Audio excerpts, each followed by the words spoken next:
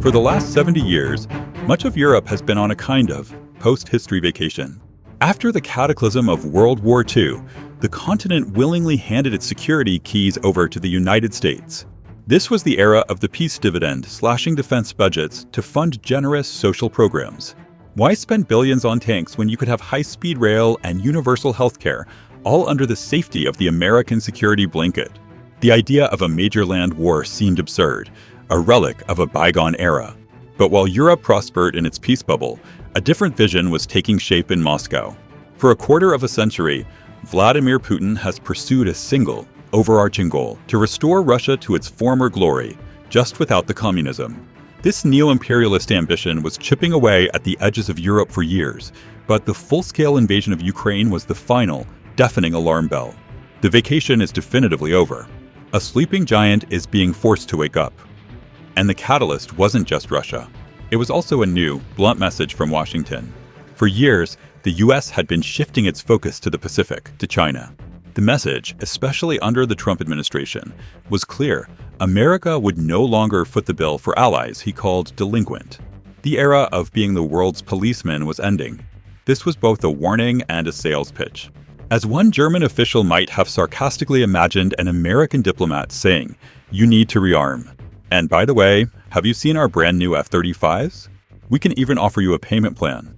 This geopolitical earthquake has triggered a frantic, multi-billion-dollar scramble to rearm.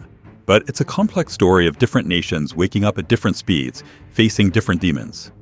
Let's start with the continent's economic engine, Germany. For Germany, this isn't just a policy shift, it's a deep, psychological crisis. After World War II, Germany constructed a new identity so thoroughly rooted in pacifism that militarism became the ultimate taboo. Their own history was reframed, with the Nazi era often presented as an outside force that hijacked the nation rather than a horror that grew from within. This made any association with military power deeply uncomfortable. The invasion of Ukraine shattered this delicate peace. Chancellor Olaf Scholz declared a Zeitenwende, a new era, and announced a staggering €100 billion fund to overhaul the chronically underfunded military. But money can't solve everything. Germany is facing a massive personnel crisis. In a country where generations were raised on peace, a military career is a tough sell. Germany is building a new body for its military, but it's still searching for its soul. Now, travel east to the frontline state, Poland. Poland has no such identity crisis. It lives in a tough neighborhood, and its history books are written in the ink of Russian invasions. For Warsaw, this isn't theory, it's survival. They are on a military spending spree that puts the rest of Europe to shame, pouring over 4% of their entire economic output into defense. They are buying everything: American Abrams tanks and HIMARS launchers, fleets of F-35 stealth fighters, and massive orders of K-2 tanks from South Korea. They've also launched Project East Shield, a multi-billion-dollar plan to build a state-of-the-art defensive line along their border. Poland isn't just preparing for a fight, it's positioning itself as the new military bulldog of Eastern Europe. Meanwhile, in Paris, French President Emmanuel Macron sees a power vacuum. He's pushing his vision of strategic autonomy with a nuclear-armed France at the helm. But his ambition is met with skepticism. Many European states, especially in the East, would rather trust the devil they know in Washington than gamble on a new leader in Paris. And what about Europe's other major military power, the British Lion? Post-Brexit, the UK is charting its own course.